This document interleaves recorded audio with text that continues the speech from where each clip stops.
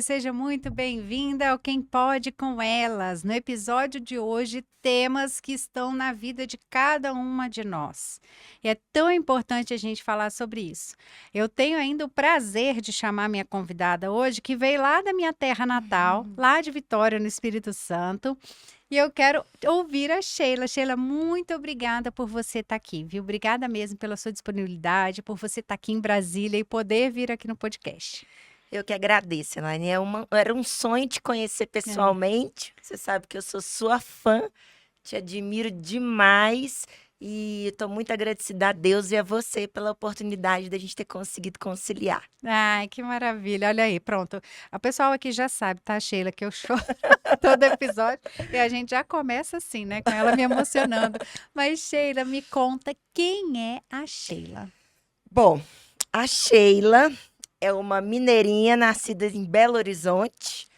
Como diz lá em Minas, Rapa do Tacho. Diferença de 9 anos para minha irmã e 13 anos para o meu irmão. E sempre fui uma menina inquieta, faladeira, gostava de estudar, gostava de enfileirar as bonecas para dar aula para as bonecas. Sempre gostei de gente. E aos 16 anos eu me mudei de Belo Horizonte para Vila Velha, no Espírito Santo. Fomos eu, minha mãe e meu pai. Meus irmãos já eram casados, por serem mais velhos. E lá no Espírito Santo eu passei na UFES, primeira turma de farmácia da UFES. Entrei em 2000, né? E fiz os 4 anos da universidade. E durante a universidade, no primeiro ano, meu pai faleceu.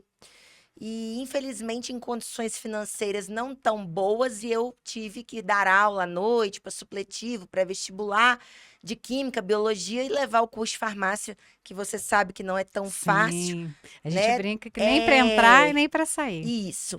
Mas, assim, isso na época me fortaleceu muito, porque eu descobri que eu gostava muito de lecionar.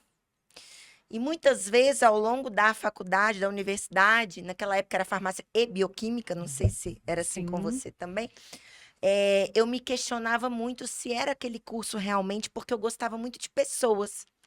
Então, eu gostava mais daquela parte de medicamento, do que da parte da análises clínicas em si, né? E aí, quando eu terminei farmácia e bioquímica, eu fui trabalhar numa grande rede. Trabalhei por 2 anos como gerente e farmacêutica e eu estava sempre fugindo para atender pessoas. Eu saía da logística, ia lá, medir a pressão, né, orientar um idoso, ou eu ia, às vezes, um programa da ISO 9000 que estava na farmácia na época sendo implantado, eu ia dar aula para os balconistas. Eu estava sempre procurando uma forma de estar com pessoas. E eu tive a oportunidade, na época, de fazer uma pós-graduação em atenção farmacêutica, que estava chegando no Brasil, lá em Vitória. E eu fiquei assim apaixonada, meus olhos brilhavam quando eu vi o artigo do Pharmaceutical Care, né? A farmácia clínica para cuidar do paciente. Eu falava, gente, é isso que eu quero fazer da vida. Mas por motivos financeiros, eu me casei e meu ex-marido foi fazer residência em São Paulo e eu fui junto. E lá eu passei no mestrado em farmacologia básica na Federal de São Paulo, na Unifesp. E fui mexer com rato, próstata, experimento, né? E tudo. E fui seguindo. E na metade do mestrado eu prestei o concurso para farmacêutico da Universidade Federal de São Paulo e passei. Então eu terminei o mestrado como farmacêutica. E eu sempre, aquela coisa, fugindo da parte da bancada, indo mais para a parte da aula, do ensino, né? E sempre me questionando se era aquilo mesmo que eu queria para minha vida, né? E aí, o meu ex-marido quis trabalhar no Rio Grande do Norte, em Mossoró, e eu pedi uma redistribuição, que a gente fala, né, do cargo federal, para a UFERSA, Universidade Federal Rural do Semiárido, em Mossoró. E aí, chegando lá, aí a minha orientadora de mestrado, até na época, foi uma mãe para mim. Quem sabe ela não pode assistir e vai nos ouvir. Ela falou uma coisa que eu nunca mais esqueço. Ela disse, olha aqui, você não vai crescer tanto na Unifesp, porque não querem deixar técnico de nível superior fazer doutorado. Então, eu vou assinar a sua transferência e você vai me prometer que você vai um dia fazer o seu doutorado. Ai, que linda. E eu achei lindo da parte dela, porque ela meio que ficou sem a vaga há muito tempo, mas ela foi uma mãe para mim. Eu fui para a UFESA. E chegou lá, eu acho que vai ser a segunda parte da história. Eu não me adaptei muito bem à universidade. Na época não tinha curso da área da saúde, era só área de veterinária. E eu fui para um laboratório em que eu não me sentia produtiva. O trabalho sempre foi muito importante para mim. Sempre. Eu sempre gostei muito de trabalhar. Assim, me dá prazer, tem que até Sim. tomar cuidado, né, com É. excesso, né, com burnout. Eu sou uma pessoa que gosto de trabalhar. E eu comecei a me desmotivar. E nesse meio tempo da desmotivação e não adaptação à cidade, eu engravidei da minha primeira Hum. filha, de Isadora. E aí eu não sei se eu posso continuar Pode, puxando você, manda ver né? aí. Nós estamos Quando eu batendo papo, tô engravidei de adorando. Isadora, eu chorava muito e não conseguia ter alegria. E eu tava achando estranho aquilo ali, porque eu sempre sonhei em ter filhos. A gente esperou tanto tempo, né? Eu idealizei, né? Eu esperei tanto. E às vezes eu pegava, eu sou muito espiritualizada, não tão religiosa, mas muito espiritualizada. Pegava o texto, botava em cima da minha barriga e falava assim: oh, minha Nossa Senhora, eu pedi tanto. Por que eu não consigo me alegrar? E ao 7º mês eu fui diagnosticada com depressão pré-parto, algo muito raro.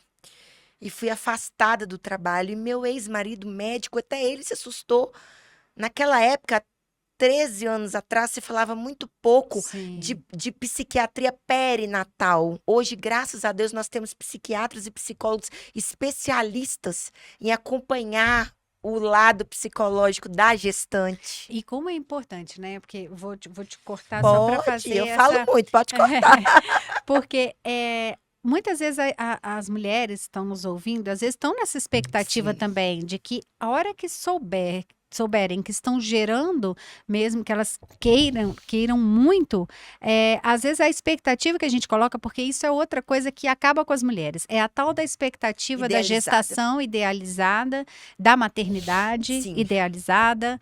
Então, na hora que você se vê o turbilhão que são os hormônios de mudança na gestação e que podem sim desencadear, Sim. né? Você é especialista mais em saúde, né? Na saúde mental e tudo isso, mas não, então, de fato, faz você mais do que sofrer com o que já estava acontecendo, que era a própria depressão, é esse auto-julgamento do porque Nossa, culpa. a culpa Culpa. total de por que é que eu estou triste se eu deveria estar muito feliz gerando uma Sim. criança no meu ventre. A culpa e o medo, isso vai recado para mulheres, caso esteja alguma passando por situação, o preconceito, e olha que eu tinha um mestrado em farmacologia, o preconceito de que eu não podia tomar medicamentos porque ia fazer mal pro bebê. Exato. O desconhecimento, né? E eu não quis nem ir ao psiquiatra. O meu ex-marido falou: vamos, pode ser que tenha algum medicamento seguro, não quis. E aí o que aconteceu quando Isadora nasceu, linda, a termo, eu falo que ela é uma guerreira, um milagre, eu até me emociono de dizer, porque quando a gente pega a literatura, a gente vê que a chance de vir prematuro, quando uma mãe tem a depressão, ou de vir com problemas, é muito grande. E Isadora veio, que veio, sempre muito forte, muito guerreira, muito saudável, Linda. com a Apgar lá em cima, e eu desmoronei. A literatura mostra, quem não trata adequadamente a pré, a chance de desenvolver a pós é enorme. Eu desmoronei e o dia que meu leite secou e eu não conseguia amamentar, aí pronto, aí eu entrei em catatexia, que é o que os livros falam, eu não conseguia falar, eu sempre fui muito assim, falante. Parecia que eu tinha morrido e era outra pessoa que estava ali. Eu não falava, eu não agia, eu só chorava, eu não conseguia nada, não conseguia trocar a roupinha da minha filha, não conseguia dar um primeiro banho. Eu não tinha aquela depressão pós-parto, porque muita gente acha que depressão pós-parto é só rejeição. Não. Aham. Existem vários tipos. A minha era aquela do medo, do pânico, do não dar conta. Eu não vou dar conta de cuidar dela como ela merece. Eu me lembro de ficar uma semana olhando para ela dormindo assim no berço sem dormir. Eu virava noites até que eu pifei, meu cérebro literalmente pifou.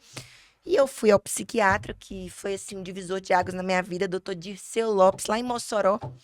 Foi um homem que me ensinou muito o que é uma psiquiatria humanizada. Ah, Ele isso é me fundamental. acolheu. Exato. Se você tem esse acolhimento, Ele já me te ajuda muito. acolheu, ele me deu a venlafaxina para eu começar a tomar. E ele falou: olha, você não pode ficar sozinha. Você tem que ver que você não pode amamentar. Você tem que, né? Você tem que ter todo um suporte. E eu fui pro Espírito Santo, porque meu ex-marido, na época, não podia parar de trabalhar para cuidar de mim. Minha família estava toda no Espírito Santo. E tentei. Fiquei 2 meses no Espírito Santo e passei por vários psiquiatras. E, assim, eu sofri muito Uhum. com prescrições, assim. Quem sou eu para julgar, mas inadequadas, Sim, irracionais, sim. tipo alprazolam 3 vezes ao dia para uma mãe que tinha que cuidar da sua filha. Uhum. Eu cheguei uma vez, um médico ficou bravo comigo, rasgou a prescrição na minha frente e falou: quem é você para questionar minha prescrição? Eu falei: eu não estou questionando, eu estou apenas dizendo que eu não posso ficar dopada, eu preciso cuidar da minha filha. E cada vez que eu chegava em casa, eu pensava: meu Deus, se eu, com mestrado em farmacologia pela Federal de São Paulo, estou sofrendo assim, imagine uma pessoa que não conhece. Sim. E isso muda a vida também, né? Porque você está passando por aquele momento, e é o que você falou, você sempre gostou de trabalhar. Sim, Uma situação que faz você refletir muito, né? E a gente, você que disse que, olha, eu gosto de gente. E sim, aí você logo pensa, e as outras pessoas, como elas estão? Ontem eu fiz essa reflexão para menopausa, né? Com todo o conhecimento que eu tenho, eu estou sofrendo e estou me adequando. E se as pessoas não têm o conhecimento, não fazem ideia de que aquelas mudanças de humor ou que aquelas mudanças de energia têm a ver com isso. E nesse momento, quem te acompanha já nas redes sociais, depois você já dá aí seu arroba, já faz. Já mostra que você acabou enveredando para esse sim, lado. foi o meu ah, propósito. Porque eu pensei assim, se eu for fazer doutorado um dia, como a minha orientadora do mestrado pediu, eu vou fazer na área da saúde mental para ajudar pessoas. Será um projeto de vida. Tanto é que toda vez que eu postava alguma coisa de doutorado, eu botava hashtag projeto de vida.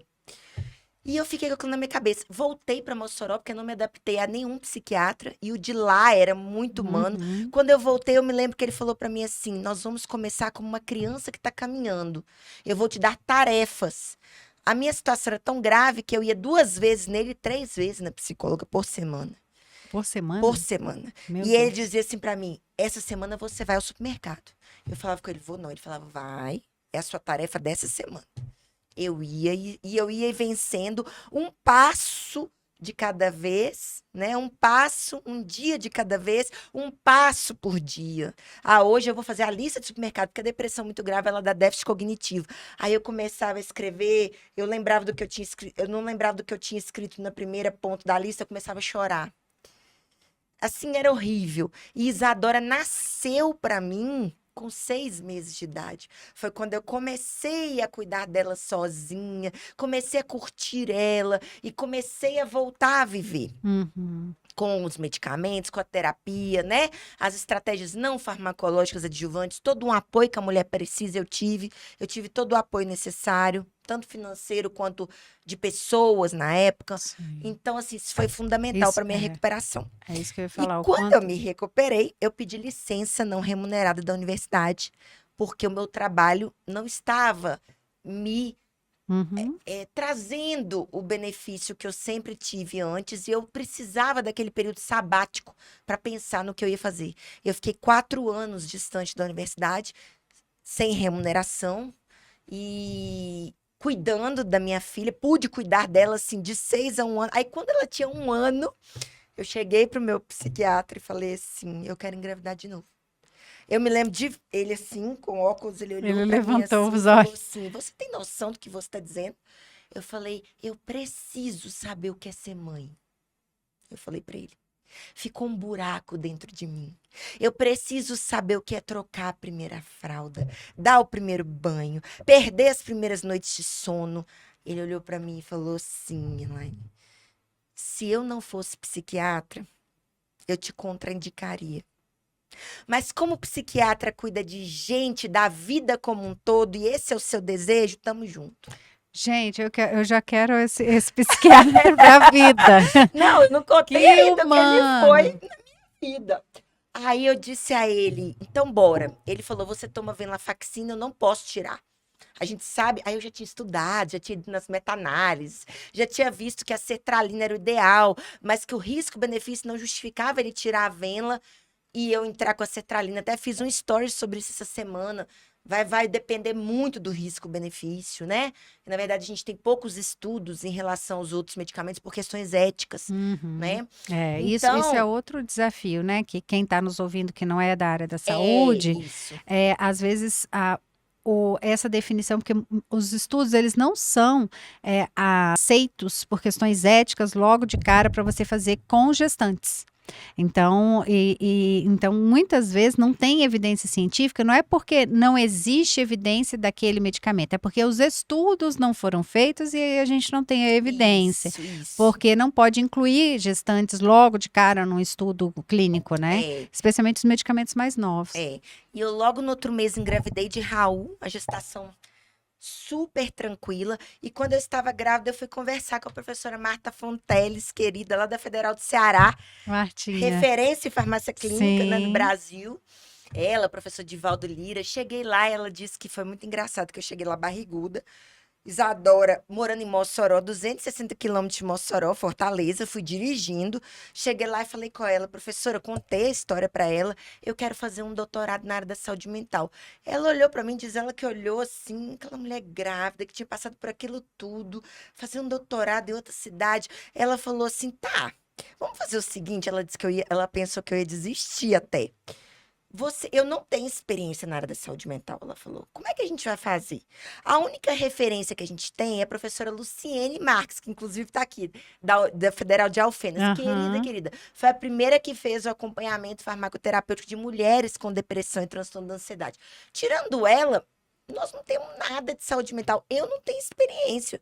Volta para Mossoró, faz um relatório situacional, escreve um esboço de projeto. E meu lado estava desatualizado, porque eu tinha terminado meu mestrado em 2009, isso era 2014, né? E aí, Ou seja, 5 anos de sim. Lattes desatualizado.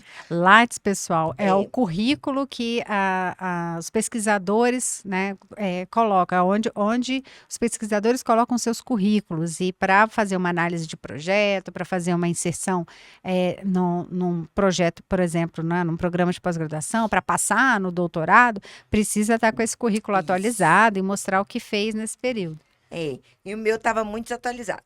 Mas ela me deu esse voto de confiança. O que que eu fiz quando eu cheguei em Mossoró? O meu psiquiatra. Ele trabalhava no CAPS. Eu falei com ele assim: doutor, você está trabalhando no CAPS, né?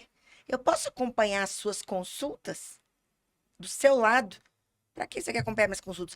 Para sair um projeto de doutorado na área. Eu quero saber o que que o farmacêutico pode fazer para o paciente que está com depressão, ansiedade.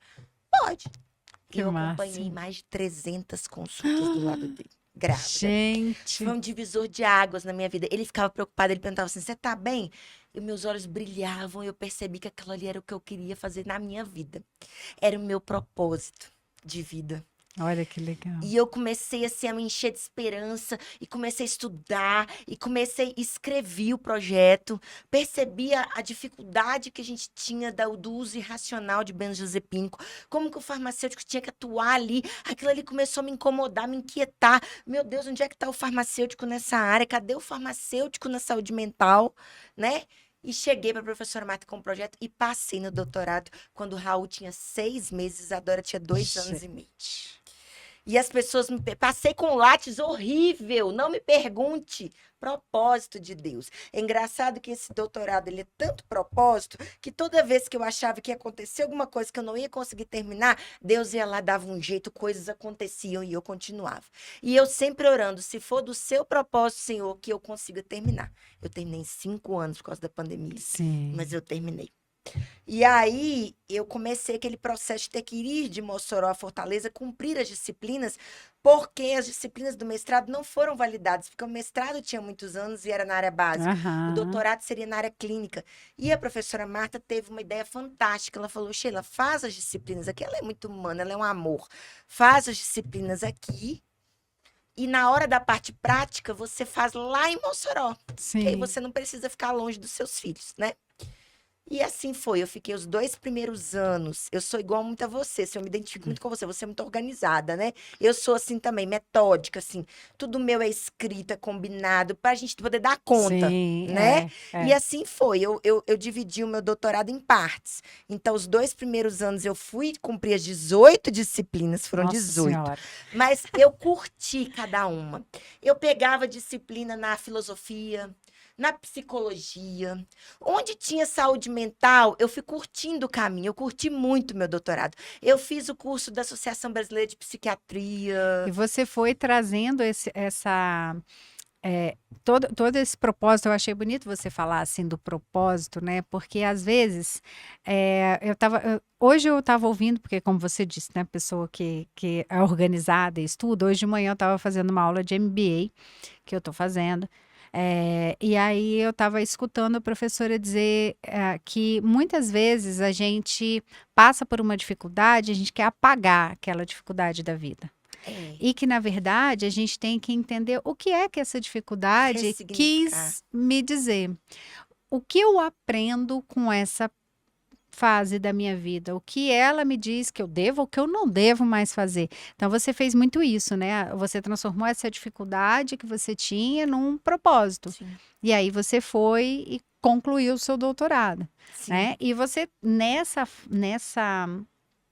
seu processo, né, de ressignificar e de buscar e tudo, você teve um outro baque, né, um outro momento Sim, que faz você de novo ter que lidar ressurgir com. das cinzas. Exatamente. É, Me conta aí o que. eu passei os 2 últimos anos do doutorado no CAPS, né, acompanhando os pacientes, consegui terminar meu doutorado, graças a Deus, com muito suporte, muita ajuda, consegui começar a dar aulas no modo da saúde mental, fui para o Instagram, comecei a levantar a bandeira do cuidado farmacêutico em saúde mental, tive que voltar para a universidade com carga horária reduzida, então eu trabalhava no hospital veterinário meio período, porque realmente não era o que me... Eu lembro que o meu chefe do hospital veterinário falava assim para mim, Sheila, eu não vejo brilho nos seus olhos aqui dentro da farmácia que eu vejo quando você vai dar aula e falar de saúde mental. Eu não esqueço dele falando isso.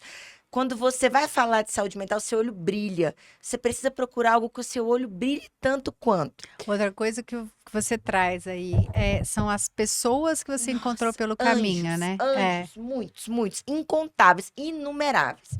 Eu não consigo contar nos dedos. E aí, quando eu terminou a pandemia, terminou não, né? Ainda na pandemia, depois do processo do doutorado, eu comecei a adoecer novamente. 9 anos depois, com ansiedade, com depressão. E no meio desse processo, o meu ex-marido pediu o divórcio. E foram 21 anos juntos Hum. e 15 de casados, 6 de namoro, toda uma construção, toda uma caminhada, e eu me vi sozinha naquele momento. E eu adoeci mais ainda. Aí eu sumi 2 anos e meio, quase 3 anos, do mapa, desliguei o Instagram, parei de trabalhar. Graças a Deus, eu sou funcionária pública, eu passava pelas perícias e eles viam realmente que eu não estava bem. E Uhum. nesse processo, toda a minha família me acolheu lá no Espírito Santo. E eu pedi transferência via judicial mesmo, com perícia médica, tudo. Não foi via administrativa, porque não tinha vaga na UFS. Então, ganhamos Hum, nas 3 instâncias, sim. juiz assinou, baseado em lauda, eu fui para a UFES. E 20 anos depois de formada, eu voltei para a UFES, justamente na época da inauguração da farmácia escola, a qual a minha turma sonhou tanto. E, Olha que e legal. numa área, podendo fazer a farmácia clínica, que lá no Espírito Santo ainda está tão incipiente quando a gente vai comparar com o Nordeste. Uhum.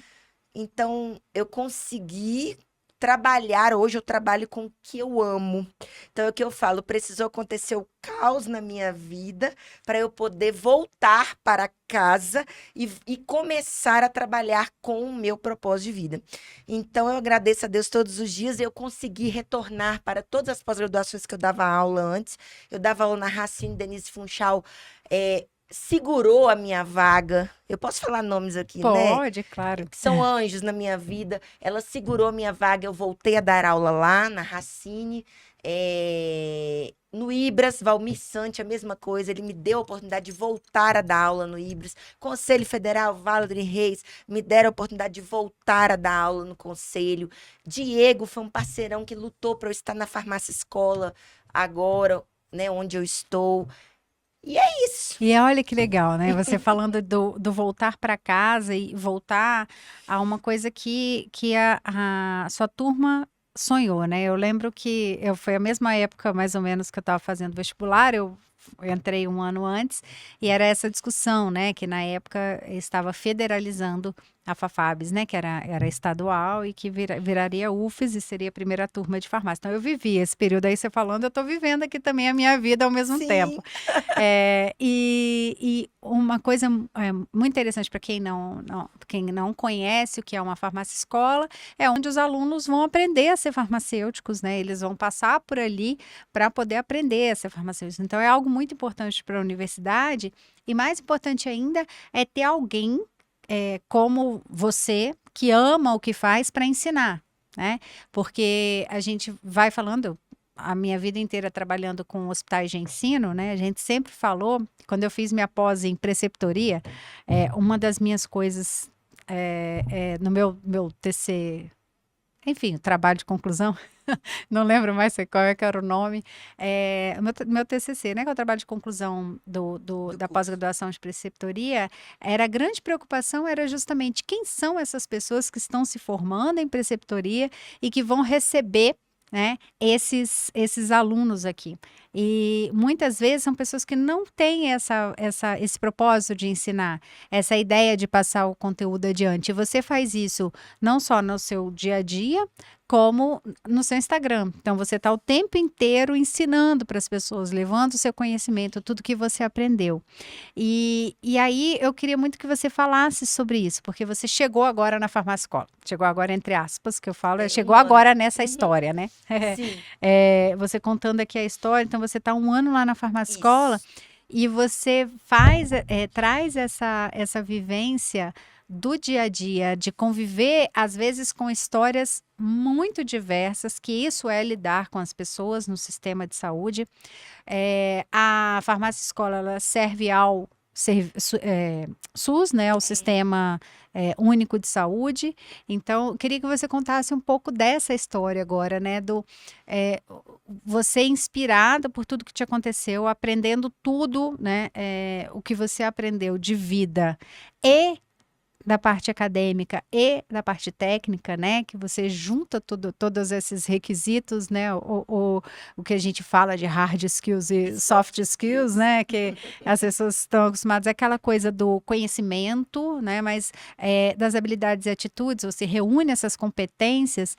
Conta como que tem sido você lidar com mulheres, às vezes, que chegam lá para você, da mesma forma que você já esteve, ou em outras situações, e Sim. como que tem sido, assim, esse propósito de vida funcionando ali na prática?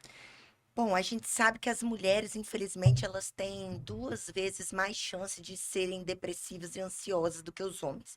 Isso é multifatorial. Tem o fator biológico, as próprias oscilações hormonais, né, ao longo do mês, como a determinados períodos da vida, como foi no meu caso, né, a oscilação hormonal com certeza foi um fator Sim. biológico que fez com que desencadeasse, mas como todo transtorno mental, tem também os fatores psicológicos e sociais envolvidos, ambientais. Então, assim, eu hoje trabalho a farmácia escola, na qual eu trabalho, a gente dispensa, é o componente estratégico, a gente dispensa medicamentos antirretrovirais, para tuberculose, alguns antibióticos e a gente dispensa hormônios para a população trans. Então, eu tenho a grata oportunidade de estar com pessoas que são duplamente vulneráveis. E por quê? Quando eu cheguei lá, eu me assustei, porque eu pensei assim: nossa, eu vou trabalhar, tá, com antirretroviral, mas eu não estou trabalhando com antirretroviral. Eu estou trabalhando com a dona Maria, por exemplo, que toma o antirretroviral, mas tem um transtorno depressivo grave, tem uma diabetes Uhum. descontrolada, tem uma hipertensão arterial. Então, eu procuro visualizar muito essa questão holística. E isso está sendo muito bom, que aí eu puxo muito para a saúde mental. porque a gente sabe que pessoas com HIV, elas têm inúmeras chances a mais de terem transtornos mentais, assim como pessoas com transtorno mental grave tendem a ter mais HIV. Então é uma dupla, é bidirecional. E eu tô todo o tempo, infelizmente, de cada 10 pessoas que eu atendo por dia, 9 eu tenho que intervir em alguma coisa na saúde mental. Então, as mulheres, elas estão. Eu vou falar mais das mulheres por causa do podcast, elas estão muito adoecidas. E muito, não só pela questão biológica, mas muito pela questão social, psicológica. As mulheres, a gente se cobra muito, né? Ah, oh, E a gente é muito sobrecarregada. Então, a questão social, ela pesa muito sobre as sim, nossas costas. sim. E isso faz com que a mulher fique muito adoecida. E a privação socioeconômica, né, Uhum. especialmente econômica, faz com que a mulher esteja ainda mais vulnerável, mais suscetível, né, a essa sobrecarga. É impressionante, né? Quanto mais ela, assim, mais da metade dos lares brasileiros hoje são providos por mulheres, para começar, né?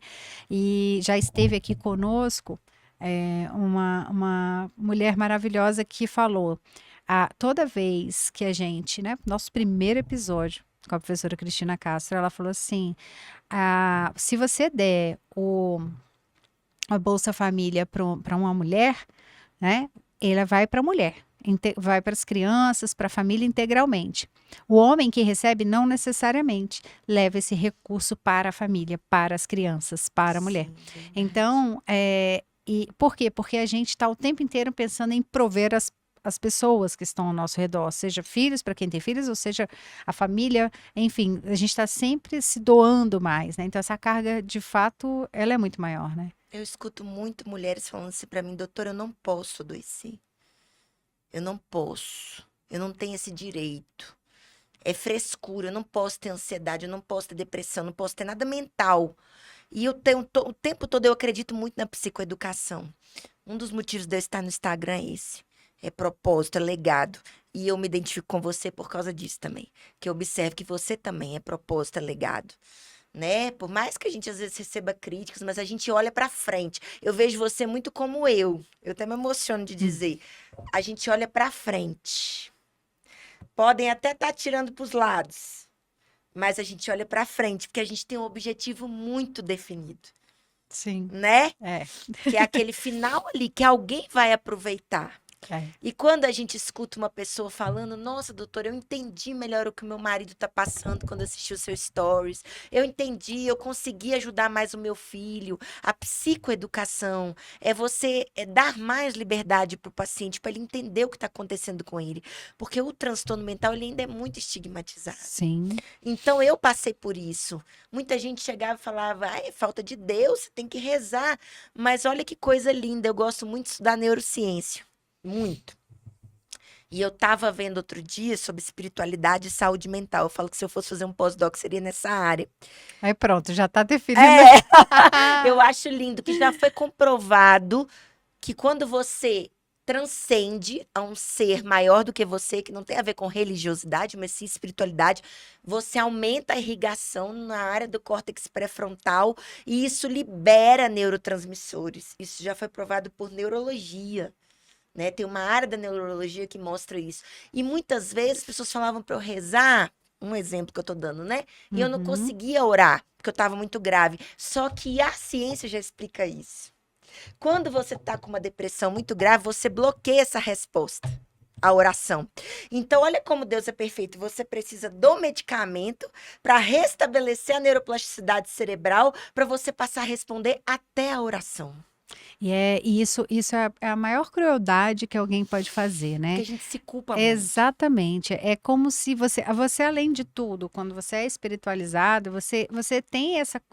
E aí tem um monte de questão, que a gente não vai entrar em religião, discutir religião Não aqui, é. mas muitas religiões culpabilizam muito mais as pessoas, né, por isso ou por aquilo, ou por duvidarem, né? E não é uma questão de dúvida, nesse caso, é uma questão de não conseguir. É uma questão fisiológica, uma questão biológica, né? Que é o que você explicou, que o cérebro ele não está pronto É ali uma naquele doença do momento, é uma doença do cérebro. cérebro, É. que a gente não vê, né? Que as pessoas não veem e acham que não, é falta de Deus. Olha, eu tô aqui tentando de tudo, tudo que eu queria nessa vida era acreditar que eu melhoraria, né? E quando você traz isso, é tão importante porque é nesse momento que a mulher vai a um serviço de saúde e te encontra, ela tem esse acolhimento, Sim. né? Sim, eu acredito muito nisso, na psicoeducação. E na psicoeducação dos profissionais da área da saúde também, que a gente tem artigos mostrando que a gente sai da universidade, farmacêuticos, enfermeiros, médicos generalistas, estudos qualitativos demonstrando que nenhuma das nossas classes está preparada para acolher um transtorno mental hoje no Brasil. É, isso é muito Né? triste. Eu estive estudando isso muito agora para o ISMP e eu, assim, fiquei meio que abismada. A gente precisa de uma psicoeducação, não só para a população, como para os próprios profissionais da área da saúde. Eu acho interessante quando você traz isso, porque eu, uma vez conversando, tem uma sociedade médica que criou uma área só para discutir saúde mental. E aí, nessa área de saúde mental, se fala, né, dos cuidados, dos autocuidados, mas fala também da parte financeira, porque é isso. Muito importante. Afeta demais, né? Quando você tá com problemas financeiros, a sua cabeça não para, aumenta a ansiedade, aumenta, né? Então fica desempregado. Automaticamente você vai lá embaixo, vem um monte de preocupações e como é que você vai lidar com isso, né? Os próprios tratamentos de saúde, enfim, como que vai dar continuidade. É muito difícil, né? Por que que o Lidar. Brasil é o país mais ansioso do mundo? Muita desigualdade, muita violência, questão social. Exatamente. Então, tudo isso, que é o que você colocou bem no início, né? A gente está falando de ambiente também, tem os fatores biológicos, mas tem o fator ambiental, onde eu estou, né? Em que situação? Igual você falou, poxa, eu consegui me reerguer porque eu tinha apoio, né? Estrutura, tanto de Exatamente. acolhimento quanto financeira, graças a Deus. E é por isso que eu levanto todos os dias e eu me sinto, não que Deus precise, ele não precisa de nada, mas eu sinto que eu preciso retribuir, que eu fui uma privilegiada. Eu Sim. me sinto uma privilegiada. E eu sinto, não, se eu conseguir ressurgir, é porque tem que ter um propósito nisso tudo. Ah, pronto. Aí ela, ela A falando gente e eu ri, a gente engolindo. chora. E eu engolindo aqui, mas é porque quando você fala assim, esse sentimento de se sentir privilegiado, eu tenho quanto aos estudos, né? Você também fez os estudos também. todos em universidades públicas. Hoje eu sou professora de universidade pública e eu fico o tempo inteiro tentando, igual, mesmo o sistema de notificações que eu criei, um software que eu criei no meu doutorado, que perguntam por que eu não vendi, porque eu não patenteei.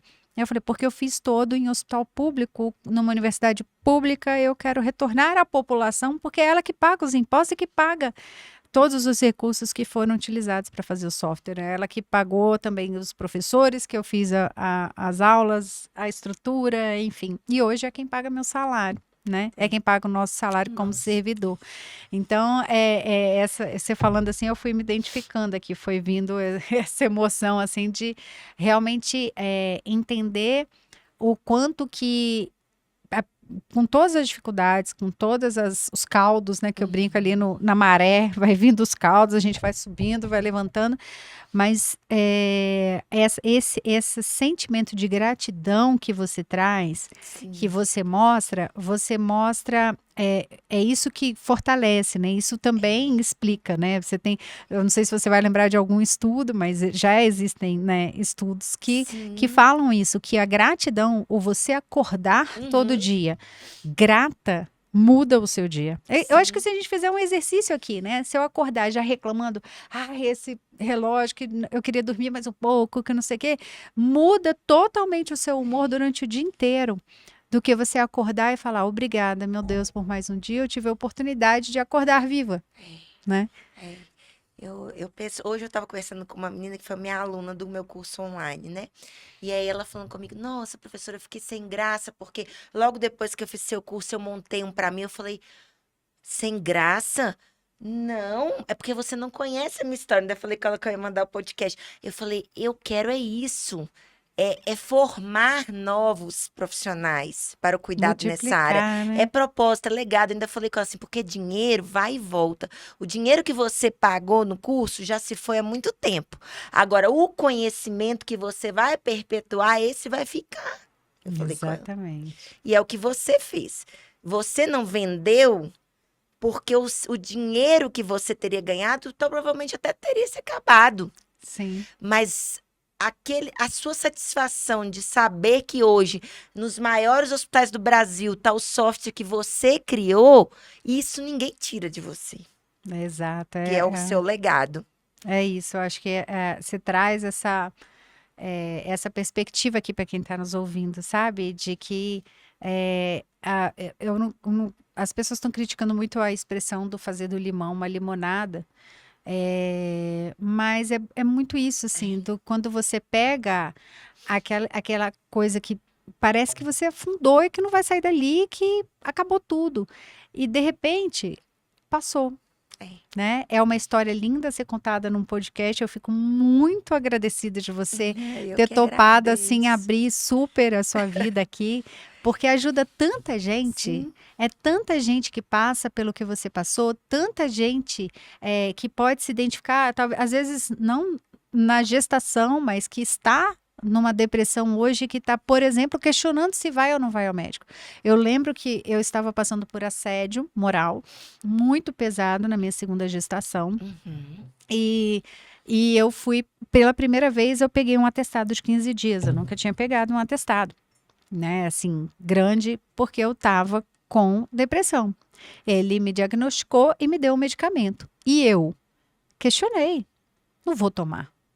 E não tomei. Então, assim, hoje eu faria totalmente diferente, também. porque era um preconceito Eu enorme. também. Eu me sentiria, naquela época eu me sentia como uma fraca. Peraí, eu não estou enfrentando esse indicado político. Eu não estou enfrentando esse cara que tem um monte de processo e eu que sou ficha limpa. Eu pensava, não, mas espera aí. Quem consegue conviver no meio de um turbilhão de hormônios, um monte de emoções, com esse tipo de assédio que eu estava sofrendo, com ameaças diárias, né, dentro do trabalho. Então, são coisas que a gente não se acolhe, né? Às vezes tem alguém aqui nos ouvindo que não está se acolhendo, que está pensando no que o outro vai pensar, se ela é fraca ou se ela não é, que vai pensar essa coisa da mulher que fala que eu não posso adoecer. Eu já ouvi isso um monte de vezes. Você agora é mãe, você não pode ficar doente. Tem que dar conta de tudo. E muito bem feito. Exatamente. Você já parou pra pensar se alguém fala isso pra um homem? Quando nasce um filho? Nunca. Você agora tem que dar conta de tudo, não pode adoecer. E tudo tem que ser muito bem feito. Exato, e adoece ainda mais, né? E é interessante porque a gente falar mais assim sobre, né, a saúde mental de uma forma que as pessoas entendam que elas podem passar por isso, mas que também elas podem sair disso melhores, né? Eu entendo que para mim, assim como para você, né, você traz aqui, foi um divisor de águas. Eu admitir, né, publicar, dar uma entrevista nacional na revista Pais e Filhos dizendo: eu tive burnout, eu tive depressão, eu só chorava. E no auge da minha carreira. Isso para mim, em vez de me tornar menor, na verdade, me elevou num nível que eu nunca imaginei. E não foi para fulano, para ciclano, foi para mim mesma. Eu falei, gostei de ver, agora vamos para frente. É isso aí, vamos olhar para frente e não vai importar o que vai vir aqui do lado. Vir de lado, exatamente. A gente tem... Você leu A Coragem de Ser Imperfeito? Sim. Aquele livro abriu muito a minha mente. Aceitar as minhas vulnerabilidades. Porque a gente está no espaço do Instagram e as pessoas hoje tendem, os estudos mostram que o Instagram ele é muito ansiogênico. Principalmente para adolescentes que não têm o amadurecimento ainda do córtex pré-frontal, que é a parte racional do cérebro. E muita gente tende a pensar que temos vidas perfeitas. Quando a gente vem mostrando as nossas vulnerabilidades, a pessoa que está do outro lado se identifica e se sente acolhida. E aí, não é você, Elaine, que tem 15 mil seguidores, eu, Sheila, que tem 12.500 seguidores, não é isso. São pessoas do outro lado que se identificam com as nossas histórias. E estão ali não para ver uma vida perfeita, mas para ver um dia de uma Sheila arrumada como hoje, outro dia de uma Sheila fazendo stories de olheira, ou de cabelo Aham. molhado, ou meio triste, ou meio cansada. E é isso que Braulio Bessa já diz, bonito mesmo é ser de verdade, É né? A gente fala isso. sobre isso. Então, eu acho que é isso. Ah, eu fico muito feliz. Eu vou aproveitar então esse final. Foram muitas mensagens lindas, né? Quem está aí nos vendo, nos ouvindo, muitas mensagens de esperança mesmo. Eu fico muito feliz de ver você na sua plenitude, assim, entregando tudo no Instagram, Amém. na vida profissional. A gente vê o quanto você está bem, né? Graças a Deus. Graças a Deus. E eu queria que você deixasse uma mensagem para essas mulheres que estão nos ouvindo. Que mensagem você deixaria para essas mulheres que nos ouvem agora? Não desista. Por mais que pareça difícil, por mais que você esteja no fundo do poço, que você olhe para o lado e você acha que não tem solução, tem solução. Não desista. Que amanhã é outro dia e é um passo por vez. Um dia de cada vez, um passo por dia. São passos, não saltos. Importa mais a direção do que a velocidade, não é isso? Exatamente. É a gente seguir o propósito, um passo de cada vez. Às vezes a gente, porque você falou do Instagram ansiogênico, né? Você olha, às vezes a pessoa tá lá na frente já, ela já tá fazendo tal coisa, tal coisa, tal coisa. E aí você fala, eu mesma aprendendo a mexer no Instagram, não sabia fazer uma live, não sabia fazer, porque no início a gente fez muito na pandemia, né? Live e tal. E eu não conseguia falar, conversar com as pessoas e tal. Não sabia mexer naquele negócio. E eu falei, gente, mas tem gente que faz isso, que faz aquilo.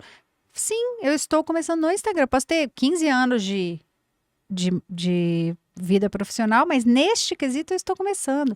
Então, a gente se acolher, né? E imaginar que para tudo, para cada coisa que a gente vai fazer, para cada dificuldade que a gente tem, a gente vai recomeçar todos os dias. E a gente pode recomeçar todos os dias, né? Exatamente. Que bom que a gente tem essa chance. Exato. Né? O fato de estar viva, ela mimimi e tal. Não.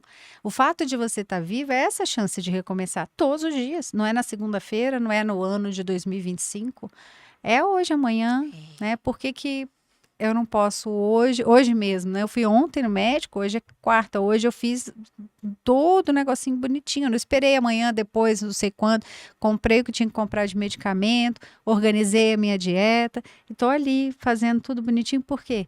Porque a chance que eu tenho é hoje, o que a gente tem é hoje. Exatamente, é hoje, né? Amanhã a gente não tem, a gente não sabe. Verdade. E eu tenho aprendido cada vez mais sobre isso, estar presente no presente. É isso. Lindo. Obrigada pela Eu que sua presença mais agradeço, uma tô vez. muito feliz mesmo. Obrigada, Sheila. É isso aí, vocês viram que esse papo foi de arrasar corações, né? A gente chorou do início ao fim, deu risada também, porque é isso, mostrando pra gente que a gente pode todos os dias recomeçar e você pode também. Eu te espero aqui no próximo episódio. Até a próxima.